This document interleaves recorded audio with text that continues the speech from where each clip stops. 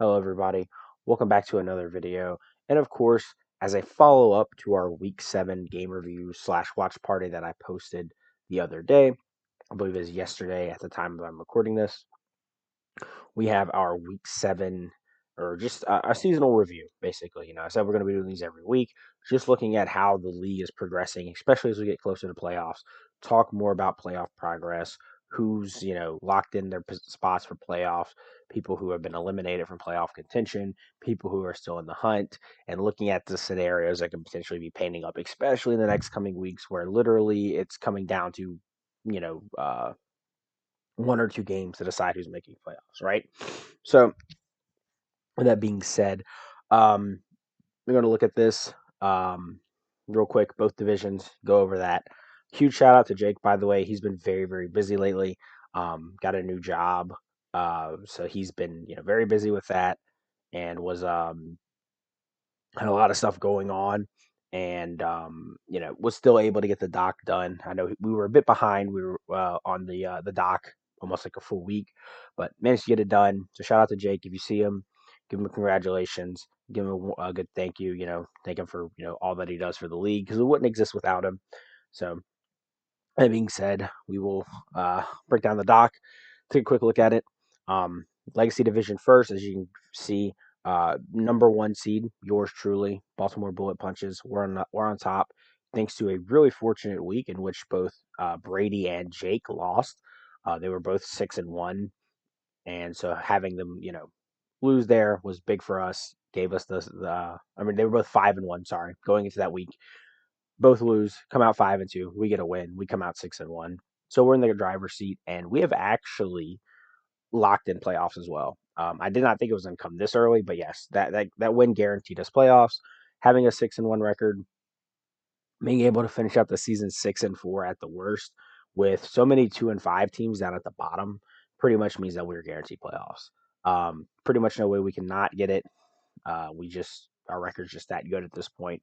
Having so many teams, like I said, that are at that bottom point with that 2-5 record. Best they can finish is 5-5. So our eighth seed team will more than likely be a 5-5 team, or at least one of these 2-5 teams, pretty much. So has potential to be that way.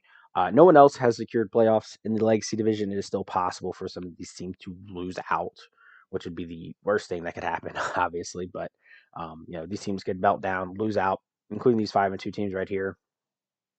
They could that could very well be the case. They'll come away with you know missing the playoffs if that happened. Obviously, we have these middle of the pack teams that are trying to fight for these last couple spots. It's going to be a dogfight for the bottom spots. I mean, even the top of the standings, still going to be a dogfight. I'm not safe at number one. I do have playoffs secured, but I don't have a top seed secured. I could easily end this with a 7, 6 something seed. You know what I mean? Um, Also, we have not had anybody be defeated. By the way, this doc was technically has some of the week 8 games on it, so I guess a bit of a spoiler alert. Unfortunately, we were not able to get it updated before some of the week 8 games were played, so they have been displayed either way. They're here. So that being said, our 12th seed currently, the Norwich Neuverns, coached by Scorpion, have not been eliminated from playoffs, even though they have played 8 games with a 2-6 record and a -17 differential. Still not out of playoff contention because of how, I don't want to say how lowly ranked, but we have a couple of people here that are sitting around 3-4, 2-5. Um, it is possible for them to finish with a better record than all of these teams.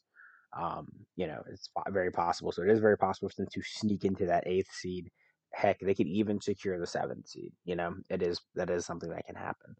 Um, it's not over, even though it will be a close run. 4-6 -5 differential isn't the best, but it's not impossible um, to still grab the playoffs from that position.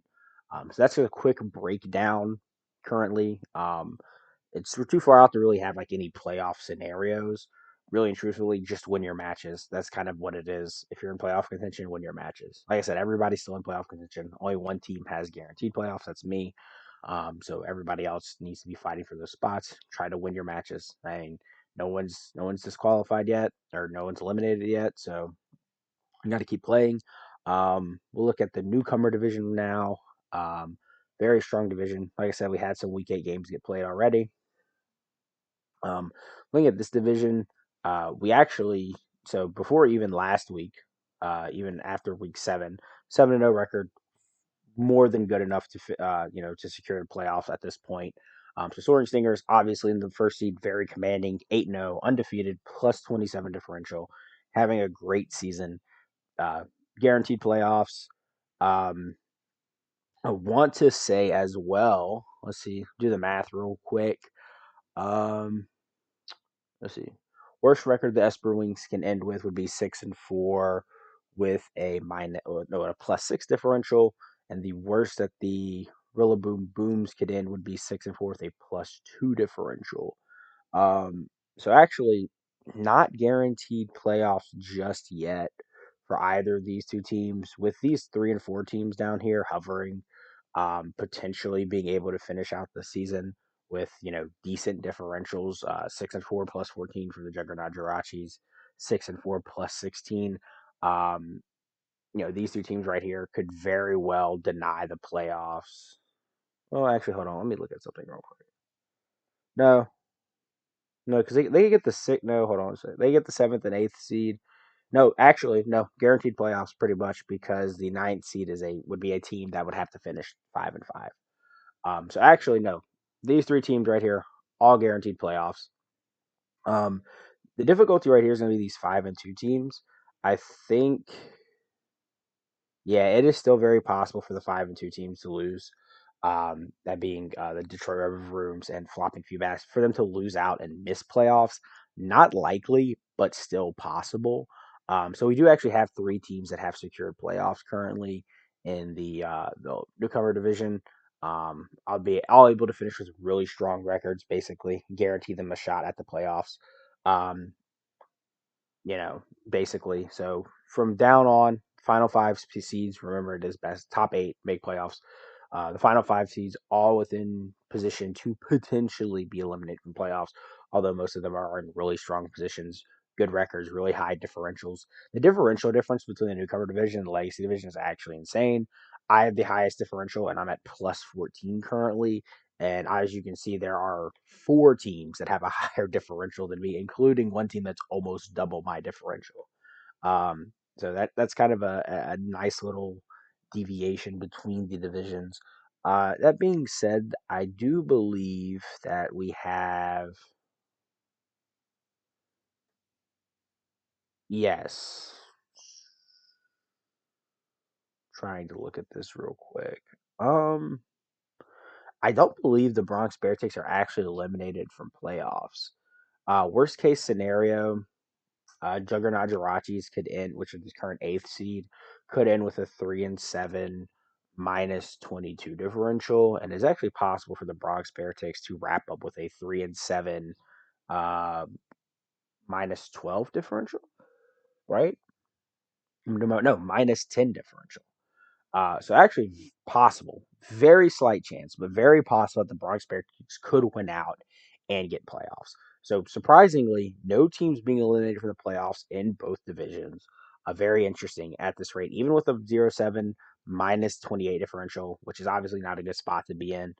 Still very possible, just due to the fact that we have some teams that don't have the best records, kind of hovering at the bottom of the current playoff seeding. 7th, 8th seeds, even some of these teams that are contesting 3-5, 2-5 teams, stuff like that. So wide open in the newcomer division, even though we have 3 teams who have secured playoff positions, very wide open in the newcomer division. So like I said, keep playing your games, play to win. That's the most important thing right now in the league is play to win. You want to do that. You can't slack off. You can't, uh, think, oh, I've had a bad season. It's over. Uh, play out, finish strong. Yes, you need, some help from your opponent. They need to lose their games because I do believe, actually, yes, if Juggernaut Jirachis Juggernaut Jirachis or Iron Hand Fan Club, both of them win this week. It'll actually mean that Cobalt is eliminated from the playoffs. So he does need those teams to lose out. But at the end of the day, the most important thing is for you to lose. You have to lose your matches. I mean, you have to, yeah, you have to lose your matches. You have to win your matches. So I will say that is actually something important that needs to happen. That we do need to see some teams lose out. Over here, there's still hope for Scorpion. Doesn't quite control his own destiny, but would need like most of these teams to lose a lot of games to have a chance. Not nearly as dire as Cobalt sitting at an 0-7 record and basically requires one of two teams to lose out, but obviously still possible. So those are kind of your playoff scenarios right now. Obviously, like I said, everybody who is eighth seed and up is currently in the playoffs if they start it today. Obviously, everybody needs to play more matches, uh, right? So, um, season's not over. We'll look at real quick, take a quick pick at our MVP race, see what's popping with that right now. Megaladio still standing at the top of the leaderboards, has not got a kill in 2 games, and is still sitting here at the top of the leaderboards just due to it having a few phenomenal weeks. I think it had like a 4 kill week and it had a 6 kill week. So it's obviously been really good. Jello Ascent continues to be the goat Terramon for Wumples, 11-3. Lander's doing pretty solid for Yeehaw. And then we have our two pair of Pokemon, Mega Scizor and Iron Valiant, both having great performances this season. Both of them 9 kills. Beartick still showing up there for Brady. Halucha cleaning up for Jake in a lot of his games. Pert as well for Brady. Iron Moth had a phenomenal game for Wumples. Megalopony's been solid. So we do have some, Pokemon that have been very consistent all season showing up here in our MVP race. Or I guess it's not really the MVP race. I know that's what it's titled. This is really just a kill leaderboard. I don't think MVP should be decided off of just kills. Because, for example, looking at the Megaladios, it hasn't done anything in 2 games. There's a few other games where it just didn't do a lot. It just happened to have 2 really strong games that have kind of pushed it to that level. Not saying it's been bad because obviously it was really good in those 2 games, but it's like, in my opinion, that's not an MVP mon personally, just because you need it to be consistent in every game. Every game it's being not like every game, but you play 10 games a season, 8 games. You play 10 games. Say it comes 9, and 7 of those games it's really good. 7, 8 of those games really good. That's an MVP mon. Not a mon that was brought, you know, 8 times, had 2 really good games, 2 okay games, and then the other 4 games just did nothing. You know what I mean? That's not like an MVP mon, in my opinion. Um, So that's kind of what the MVP ladder or kill leader ladder for Legacy is looking at. We'll take a quick look at the newcomer division as well. And this is insane right here. 18-1 Iron Valiant was actually deathless before week 7, where it did not manage to kill it or Shifu died to poison jab. Um, so almost deathless Iron Valiant having a great season. We also see Como putting in a lot of work. I think what's the craziest part about these is how the game to kill ratio, because a lot of the Pokemon in the Legacy division are being bought every game or like have missed 1 game so far. Como being bought in 4 games, Bronzong only appearing in 4 games, Tauros only appearing in 2 games. Like even down here, we even have a couple Pokemon that are only in 4, 5, 6. Well, 6 is actually a decent amount of games, but some of these mobs only coming in 4 and 5 games, having a lot of kills. So we're seeing a lot of value being extracted from our newcomer coaches, and a lot of Pokemon are having pop-off games. Como had like 2 big games this season, which is why its kill differential is so high. Same thing with Tauros. Um, and that's also pretty interesting thing to look at. Um, so with that being said, uh, that pretty much right wraps up the video. Nothing else to really go over. We looked over playoffs, looked at the MVP race. So remember, guys, nobody's eliminated from the playoffs yet. We do have some coaches who have locked in their playoff spots. Um, nobody's eliminated yet. Your priority right now needs to be to win games. Win as many games as possible, no matter your position this season, no matter how bad you feel like you've been playing.